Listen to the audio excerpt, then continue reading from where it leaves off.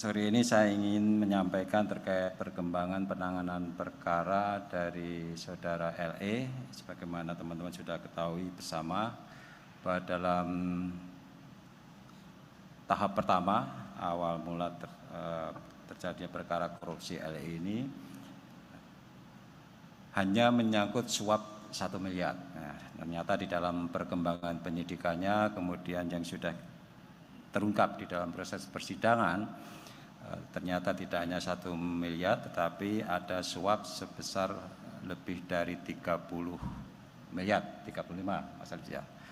Dan penyidikan terus berlanjut. Ada informasi-informasi yang kami terima dan kemudian dikembangkan dalam proses penyelidikan, dan penyidikan termasuk di dalamnya juga menyangkut aset-aset dari saudara LE yang kemudian kami duga itu berasal dari tindak pidana korupsi. Nah, pada kesempatan sore ini saya ingin menyampaikan terkait dengan dugaan tindak pidana pencucian uang dengan pidana asal tindak pidana korupsi yang dilakukan oleh saudara LE yang berasal baik dari penerimaan hadiah atau janji dan juga tindak pidana korupsi lainnya terkait pengadaan barang dan jasa dan lain sebagainya. Dalam perkara ini KPK sebelumnya telah menetapkan 3 orang sebagai tersangka, yaitu RL ini dari pihak swasta, ini Direktur PT TBP, kemudian LE ini Gubernur Papua periode 2013 sampai 2018 dan periode 2018 sampai 2023. Kemudian yang ketiga GUY selaku Kepala Dinas PUPR Pemprov Papua periode 2018 sampai dengan 2021 dan merangkap sebagai pejabat pembuat komitmen.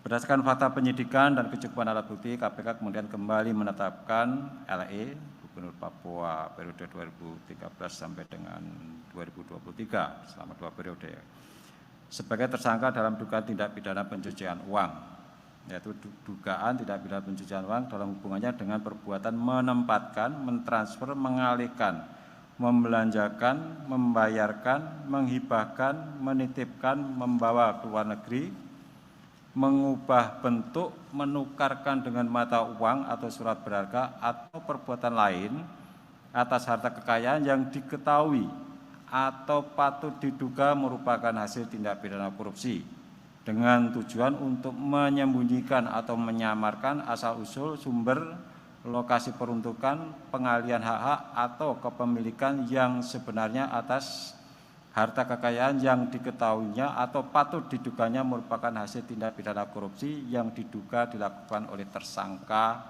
LE. Oleh karena itu, sebagai upaya untuk mengoptimalkan pengembalian dan pemulihan kerugian keuangan negara melalui aset recovery dalam tindak pidana pencucian uang, KPK melakukan penyitaan terhadap aset-aset sebagai berikut. Uang tunai, yang pertama uang tunai senilai 81 miliar 628 juta 693 ribu rupiah. Yang kedua, uang senilai 5.100 dolar Amerika. Yang ketiga, uang senilai 26.300 dolar Singapura. Yang keempat, 1 unit apartemen di Jakarta senilai 2 miliar. Yang kelima, sebidang tanah dengan luas 1.525 meter persegi beserta bangunan di atasnya terdiri dari Hotel Grand Royal Angkasa, bangunan dapur dan bangunan lain yang terletak di Jayapura senilai 40 miliar. Yang keenam, 1 bidang tanah berikut bangunan rumah tinggal di Jakarta senilai 5.380 juta. Yang ketujuh, tanah seluas 682 meter persegi beserta bangunan di Jayapura senilai 682 juta. Yang kedelapan, tanah seluas 862 meter persegi beserta bangunan di atasnya di Kota Bogor senilai 4.310 juta. Yang kesembilan, tanah seluas 2.199 meter persegi beserta bangunan di atasnya di Jayapura senilai Rp1.099.500.000. Yang ke-10, tanah seluas 2.000 meter persegi beserta bangunan di atasnya terletak di Jayapura senilai 1 miliar. Dan 11, 1 unit apartemen di Jakarta senilai 510 juta. 12, 1 unit apartemen di Jakarta senilai 700 juta. 13, rumah tipe 36 di Koya Barat senilai 184 juta. 14, sertifikat hak milik tanah di Koya Koso, AB Pura senilai 47.600.000. 15, sertifikat hak milik tanah beserta bangunan berbentuk sasak NTB yang rencananya akan dibuka sebagai rumah makan di Koya Koso, AB Pura senilai 2.748.000.000. 16, 2 buah emas batangan senilai Rp1.782.883.600. 17, 4 keping koin emas bertuliskan Property of Mr. Lukas NMB senilai Rp41.127.000. 18, 1 buah liontin emas berbentuk kepala singa senilai Rp34.199.500. 19, 12 cincin emas bermata batu dengan nilai barang masih proses penaksiran dari pihak Pegadaian. 21 cincin emas tidak bermata dengan nilai barang masih proses penaksiran dari pihak Pegadaian. 21, 2 buah cincin berwarna silver emas putih dengan nilai barang masih dalam proses penaksiran dari pihak Pegadaian. 22, biji emas dalam 1 buah tumbler dengan nilai barang masih proses penaksiran dari pihak Pegadaian. 23, 1 unit mobil Honda HR-V senilai Rp385 juta.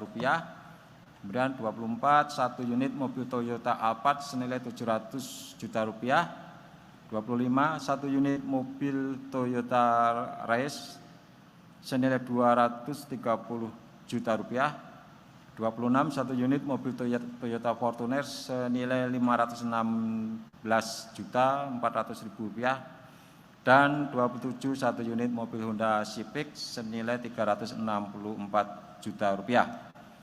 Aset-aset tersebut diduga diperoleh tersangka LEI dari tindak pidana korupsi berupa penerimaan hadiah atau janji dan gratifikasi terkait proyek pembangunan infrastruktur di Provinsi Papua serta tindak pidana korupsi lainnya. Atas perbuatan yang bersangkutan, tersangka LE disangkakan melanggar pasal 3 dan atau pasal 4 Undang-Undang Nomor 8 Tahun 2010 tentang pencegahan dan pemberantasan tindak pidana pencucian uang junto pasal 55 ayat 1 ke 1 KUHP. Pengenaan pasal tindak pidana pencucian uang dari predikat crime tindak pidana korupsi menjadi salah satu upaya KPK dalam mengoptimalkan aset recovery, sehingga penanganan kejahatan korupsi dan tindak pidana pencucian bisa benar-benar memberikan efek jera melalui perampasan aset pelaku korupsi. Demikian disampaikan, terima kasih.